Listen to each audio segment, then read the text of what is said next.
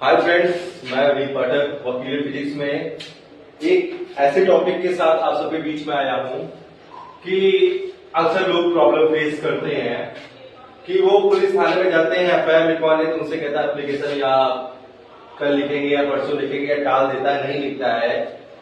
तो मैं आपको बताऊंगा कुछ एफआईआर के आपके राइट्स क्या है और राइट्स के बाद उसके प्रोसीजर क्या है और प्रोसीजर के बाद उसके रेमेडीज क्या है। ठीक है, तो राइट्स, आपकी राइट्स क्या है, आप किस प्रोसीजर फॉलो करें और उसमें आपके साथ क्या हेल्प होगी, क्या भुगतान मिलेगा, उस सब के बारे में हम बात बताएंगे। तो एफआईआर का पहले मतलब है फर्स्ट इंफॉर्मेशन रिपोर्ट।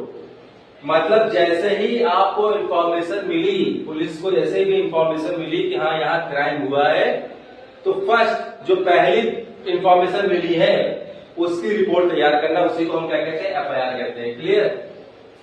तो पहले आप कहां जाओगे? स्टेप 1, पहले आप जैसे थाने में घुसेंगे तो आप सबसे पहले कहिए मुझे एसएचओ साहब से मिलना है। एसएचओ का मतलब स्टेशन हेड ऑफिसर, हमें एसएचओ से मिलना है।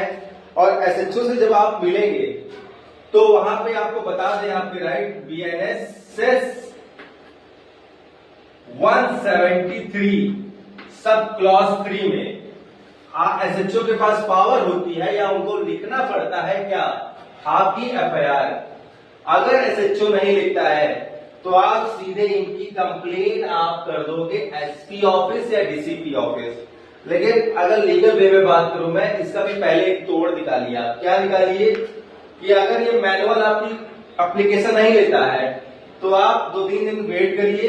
वेट करने के बाद सीधे आप स्पीड पोस्ट कर दीजिए। स्पीड पोस्ट कर दीजिए किसको? एसएचओ को और एसपी और डीसीपी ऑफिस पे। इनको आप स्पीड पोस्ट करिए हमारी एफआईआर नहीं लिख रहे, और इनको करिए कि एफआईआर के लिए। ठीक है, उसके बाद भी अगर आपका काम नहीं बनता है तो स्टेप 2 आप क्या करोगे? स्टेप 2 आप जाओगे जुडिशियल मजिस्ट्रेट के पास। वहां बीएनएस 175 सब क्लॉज 3 में जुडिशियल मजिस्ट्रेट के पास जाओगे, अपनी बात रखोगे, एप्लीकेशन दोगे, तो ये सीधे आदेश दे देगा किसको? एसएचओ को दे देगा एफआईआर लिखने के लिए।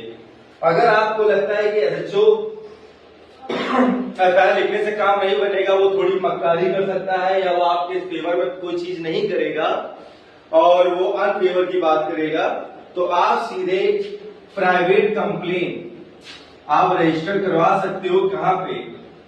सीजीएम ऑफिस या जुडिशियल मजिस्ट्रेट के पास। क्लियर? ये क्या होगा? बीएनएस 223 सेक्शन 223 के अकॉर्डिंग आप सीधे कहां जा सकते हो?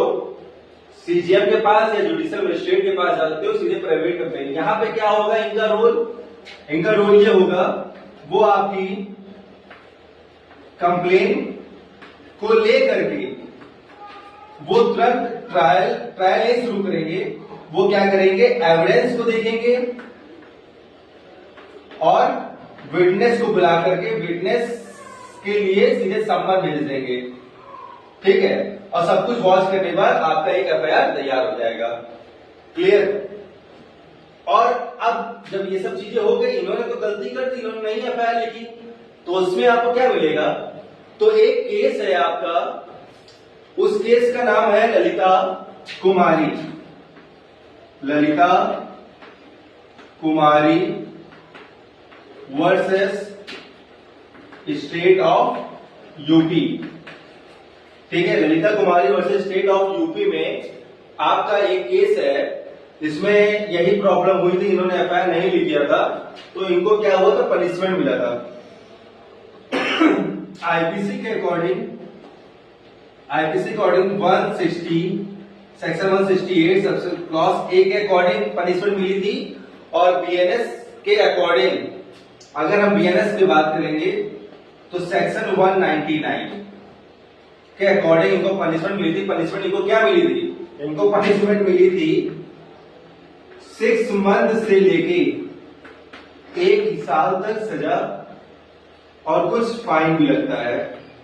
ये इनकी पनिशमेंट है अगर ये एफआईआर नहीं लिखते हैं। आई होप आप लोग को समझ में आ गया होगा कि BNSS 173 sub clause 3 step 1 SHO के पास जाइए, फिर आप जुडिशियल मजिस्ट्रेट के पास जाइए। बीएनएसएस 175 सब क्लॉज 3 आप प्राइवेट कंप्लेंट भी रजिस्टर करा सकते हैं सीधे। अगर आप यहां से परेशान हो गए हैं तो सीधे आप सीजीएम ऑफिस या जेएम ऑफिस आप सीधे जाके बीएनएसएस सेक्शन 1223 में आप सीधे प्राइवेट कंप्लेंट के लिए कह सकते हैं। और बाकी आप लोगों को अगर इस टॉपिक में किसी भी प्रकार की कोई भी और भी कुछ क्वेरी हो या कुछ पूछना हो तो आप डायरेक्ट कमेंट या अभी आपको स्क्रीन पे नंबर शो होगा उस पर आप कॉल कर सकते हैं। तब तक के लिए धन्यवाद।